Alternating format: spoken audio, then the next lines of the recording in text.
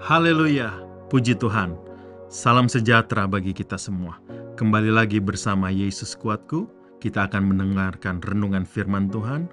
Mari kita berdoa.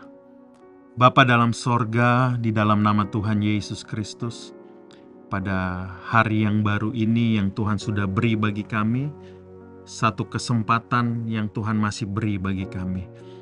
Terima kasih ya Tuhan untuk kemurahan-Mu, untuk kebaikan-Mu. Saat ini kami akan mendengarkan renungan firman-Mu. Firman-Mu pelita bagi kaki kami, terang bagi jalan kami ya Tuhan. Terangilah jalan hidup kami ini agar kami tidak tersesat. Dalam nama Tuhan Yesus Kristus, kami berdoa dan mengucap syukur. Haleluya. Amin. Puji Tuhan. Saat ini kita akan mendengarkan renungan dengan tema Jangan Takut. Jangan takut untuk mengambil tanggung jawab yang baru karena Tuhan pasti menyertai kita semua. Puji Tuhan, ayat pokok diambil dari Ulangan 31 ayat 8. Mari kita baca bersama. Sebab Tuhan, Dia sendiri akan berjalan di depanmu. Dia sendiri akan menyertai engkau. Dia tidak akan membiarkan engkau dan tidak akan meninggalkan engkau. Janganlah takut dan janganlah patah hati. Kalau kita lihat di dalam perikop Ulangan 31 ini, di situ dituliskan Yosua sebagai pengganti Musa. Kalau kita membaca firman Tuhan, tongkat estafet ini jatuh kepada Yosua. Kenapa jatuh kepada Yosua? Kita bisa melihat di dalam firman Tuhan, kepemimpinan Yosua tidak diragukan. Kenapa tidak diragukan? Pada saat dia masih menjadi bawahan dari Musa, Yosua selalu menerima perintah dari Musa. Kalau kita lihat di sini, Yosua saat dia menjalankan perintah itu sama persis yang disampaikan oleh Musa. Musa mendapatkan perintah dari Allah. Puji Tuhan. Yosua memiliki keyakinan yang teguh dan tidak tergoyahkan. Telah banyak melihat kuasa Tuhan dinyatakan pada saat Israel dibawa keluar dari Mesir. Telah melihat banyak pemeliharaan Tuhan. Ini menimbulkan iman yang kuat. Ini menimbulkan iman yang kokoh di dalam kehidupan Yosua. Kalau kita lihat, Musa memberikan perintah kepada bangsa Israel untuk memilih 12 pengintai dari 12 suku. Salah satunya adalah Yosua. Kalau di firman Tuhan katakan Yosua, tidak dituliskan dalam kata Yosua, tetapi Hosea bin Nun. Di situ dikatakan bahwa Yosua salah satu pengintai itu.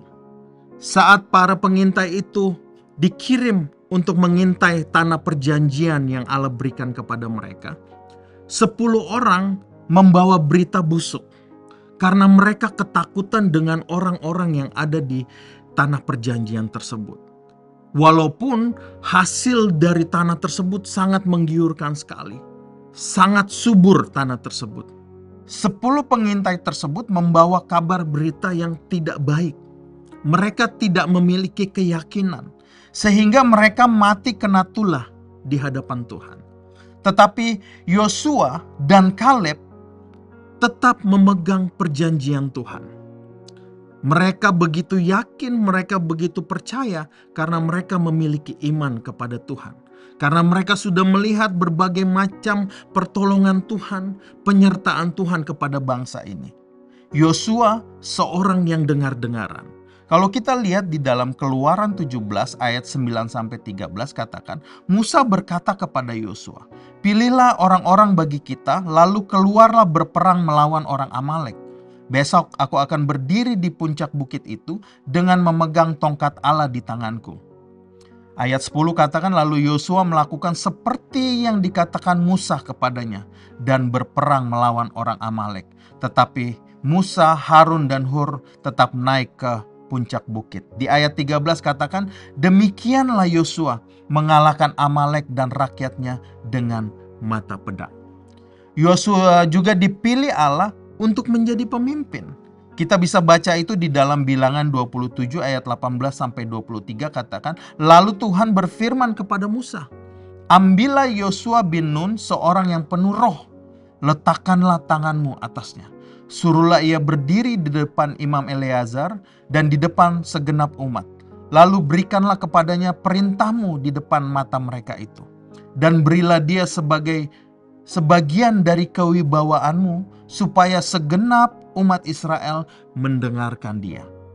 Ia harus berdiri di depan Imam Eleazar, supaya Eleazar menanyakan keputusan Urim bagi dia di hadapan Tuhan.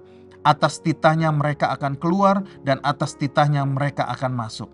Ia beserta semua orang Israel, segenap umat itu. Maka Musa melakukan seperti yang diperintahkan Tuhan kepadanya. Ia memanggil Yosua dan menyuruh dia berdiri di depan Imam Eleazar dan di depan segenap umat itu. Lalu ia meletakkan tangannya atas Yosua dan memberikan kepadanya perintahnya, seperti yang difirmankan Tuhan dengan perantaraan Musa. Yosua memimpin Israel dan masuk ke tanah perjanjian. Di dalam Yosua 1 ayat 1 sampai 2 katakan, sesudah Musa hamba Tuhan itu mati, berfirmanlah Tuhan kepada Yosua bin Nun, abdi Musa itu, demikian, hamba-Kau Musa telah mati. Sebab itu bersiaplah sekarang, seberangilah sungai Yordan ini, engkau dan seluruh bangsa ini menuju negeri yang akan kuberikan kepada mereka, kepada orang Israel itu. Yang tadinya Allah berfirman kepada Musa, sekarang Allah berfirman kepada Yosua. Yosua sudah terlatih, Yosua sudah dipersiapkan untuk menjadi seorang pemimpin.